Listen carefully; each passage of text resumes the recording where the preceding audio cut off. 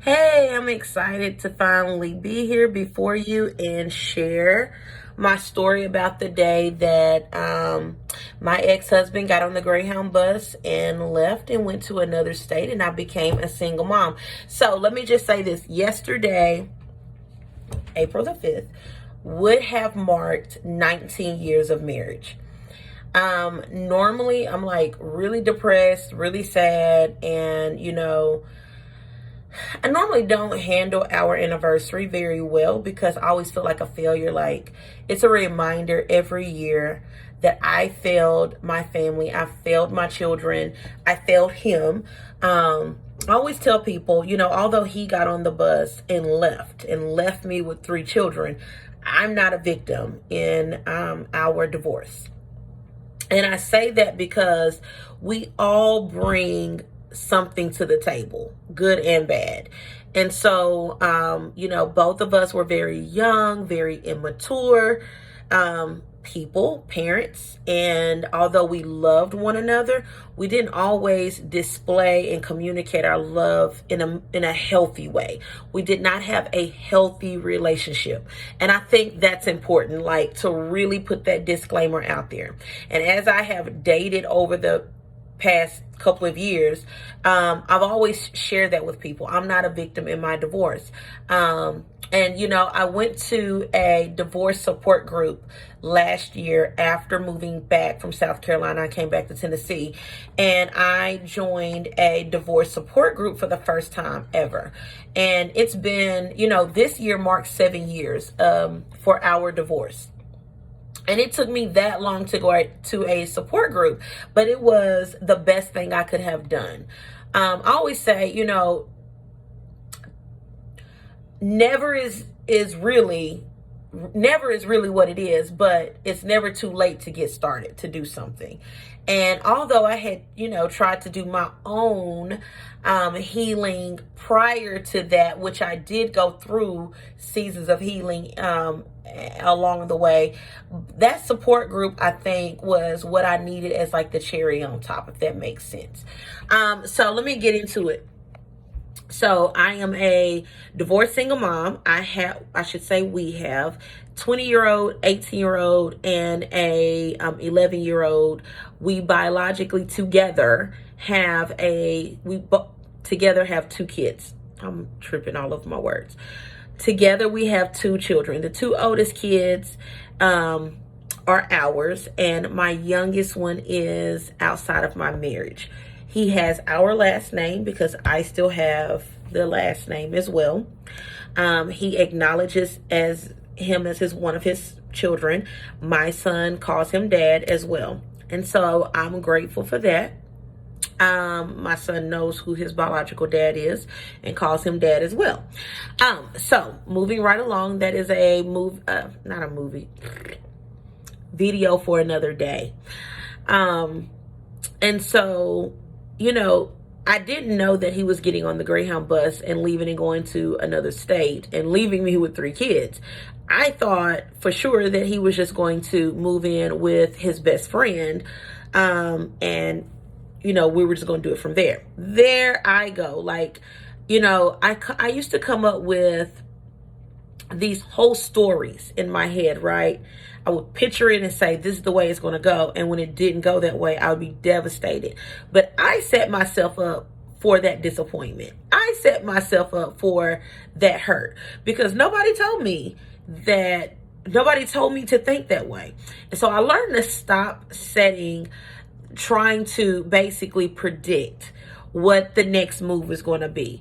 And I've learned to just take it one breath at a time, one day at a time, and be okay with the outcome. Okay. As long as I do my best, that's all that matters. So I found out that he had gone to another state by Greyhound bus. I was at a gas station. I was at Thornton's gas station pumping gas. And at that time, one of his homeboys, they were like this.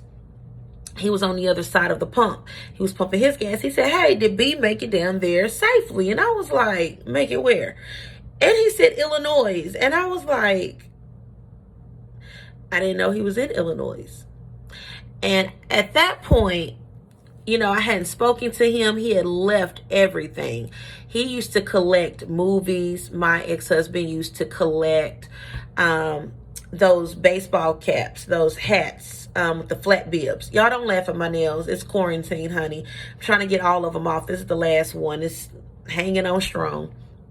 So anyways, he used to collect all the way down to pennies. He used to get those water gallon jugs, those big water gallon jugs, and fill them up with coins, and he would cash them in and take the cash and roll them up and put rubber bands around them and put them in boxes. And so he was just a collector of certain things, right?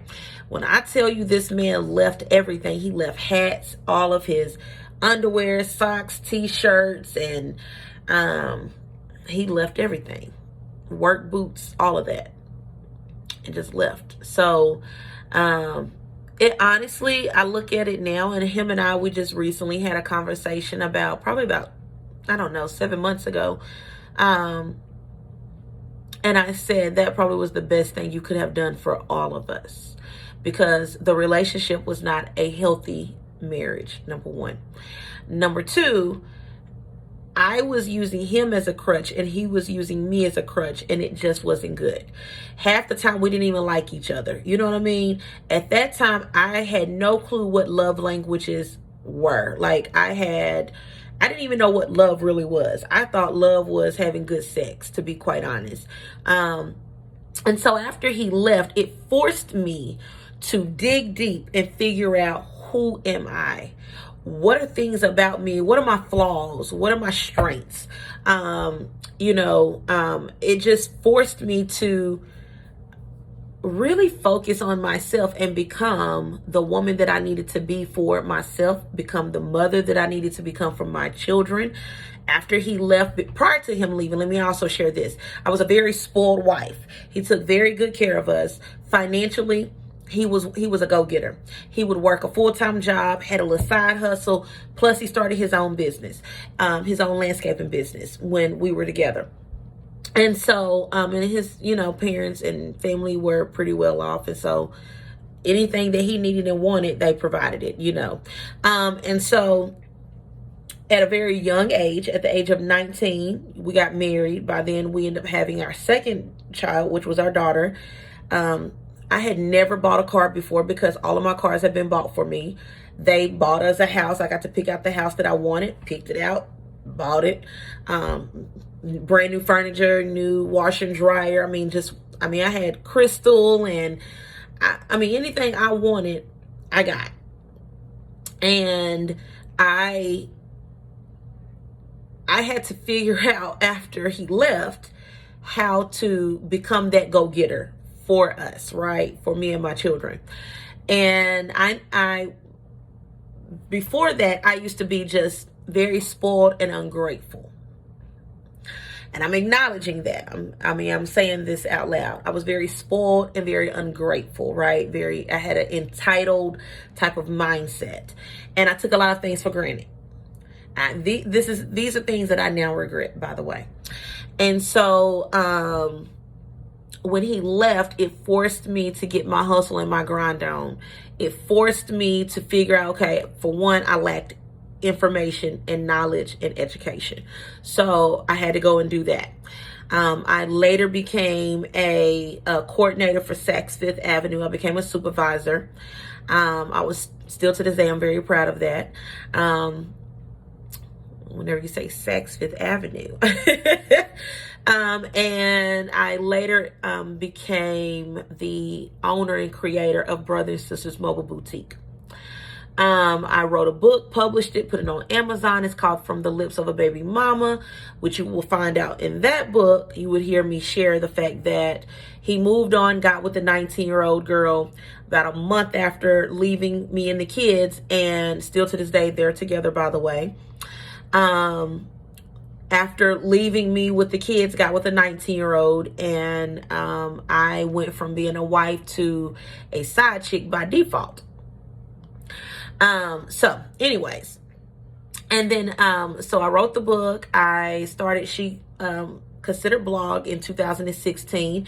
I also started a youth mentorship group in my home.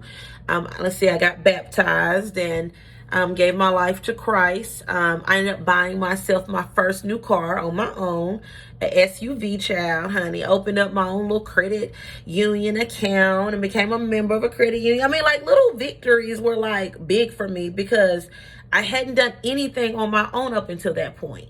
Everything was done for me or by him, like, or by his family.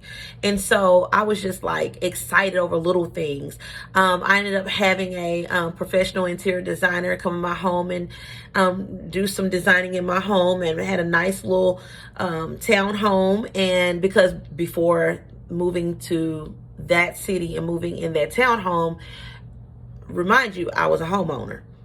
There's a whole like list of things that happened along the way. But anyways, so dyed my hair blonde one time and went natural for a while. And then I realized, like, yo, I can listen to the same song on repeat as many times if I want to. I can watch the same show as many times if I want to without having to hear somebody's mouth. I can stretch out across my bed and I can sleep in, or I can go to bed early. I can go to bed late. I don't have anybody telling me I need to come to bed. I don't have nobody's input. And I realized, like, yo, being single is not that bad. So I learned to embrace my singleness along the way. And you know, I tell you this, like, I've had a lot of hard days. I mean, I'm not going to sit here and make it out like all of this singleness has just been, you know, hunky-dory, because it hasn't. I mean, I've had many days where I've struggled, and it's been hard financially. It has been hard emotionally. There's been many lonely moments and frustrated moments. I've had days where I've cried and been depressed. And you know what I've learned is that emotions are temporary. It is a temporary emotion. Whenever I'm having days of frustration, I tell myself, today, I'm just frustrated for this moment. It is a temporary emotion. I hope that I am not frustrated in the next hour or two. I'm going to try my best not to be. And I share that with you as a single mom, if that's who you are. If you are a divorced woman who don't have any kids, still tell yourself, my best is good enough. I gave it my best. And even if you didn't give it your best, shit happens. I mean, we grow and we learn from it, right? I mean, I just sat here and admitted to you, I didn't always give my best. To be quite frank with you, I wasn't the best wife. And I know that now. And I've expressed that to him. I've apologized to my ex-husband. I've apologized to my children. I didn't always give my best. I wasn't the best wife. I wasn't the best mom at times. So, you know, being honest with yourself. If you did give your best, and say, hey, I gave my best. I gave it my all. Sometimes we are giving titles that we didn't ever ask for. I never asked to become a single mom. I never asked to become somebody's baby mama. Period. But it is what it is. You know, you make the best of it. We win some, we lose some. But it's how and what you do with the cards that are given to you. What do you do with those cards? How do you work those cards? It's like spades, honey. You know what I mean? What books do you got? You better create you one, child. So, you know, it's just one of those things. Like, things happen. We were very young, very immature, and we just were not good together. And still to this day, I love him and I wish him the best. And moving forward, you know, I hope to experience real love, a healthy relationship. That is my desire, is to experience a healthy relationship and to experience real love and to have that chemistry with someone, and grow old with a life partner. You know what I mean? That's what I want for myself. I want romance. I want all of that, child. I want all of that. But he definitely set the bar. He set the bar up there. When I tell you I'm spoiled, huh? And even after he left, I had to learn how to spoil myself. Hello, somebody. I don't wait on no man to spoil me. I am single. I am independent. So I spoils myself. Valentine's Day, I participate as a single woman. I go and buy myself gifts, dinner, cupcakes, flowers, balloons, all of that. Look, this is one of my cards that I bought myself, and I kept it because I look at it every day while I'm getting ready. It says, love you to the moon and back, because I do. I love myself to the moon and back. Oh, girl, I love you. So I encourage you to do the same. Dig deep, figure out who you are. Who do you want to become? Have that image of that woman that you desire to be, and just chip away at it. Work at becoming that woman. Continue to feed yourself the nutrients that you need to bloom and to blossom. So that is my word for today, and that is me sharing with you that yesterday, April the 5th, would have marked 19 years of marriage, but it didn't, and I'm okay with that. 2020 marks 7 years of divorce, and I'm okay with that. Bye, y'all.